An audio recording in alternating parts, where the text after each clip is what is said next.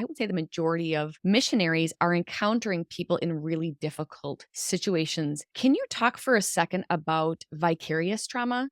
Yeah, and I think you're right that it is really important for missionaries because in many ways, missionaries are on the front lines of trauma. I heard Diane Langberg once. I was talking with her, and she shared about how, in many ways, that trauma is one of the new mission fields. So, we've Wow. seen that in our own work. For instance, like working in Japan, one of the very first groups of Christians to respond on the ground were missionaries. And we've seen that type of response play out over and over because oftentimes you're working in very vulnerable areas and with vulnerable people. But as a result of that, that also puts us sometimes in harm's way as well, that we're not immune to it. So, vicarious trauma is what happens sometimes when we actually develop symptoms of trauma, but not necessarily because of our own experience firsthand, but rather because of the trauma from someone else. I had a chaplain once who shared with me that as helpers, we're a lot more like duct tape than we are Kevlar, right? The Kevlar is made to bounce off and repel. But what makes us good as helpers, what makes you good as missionaries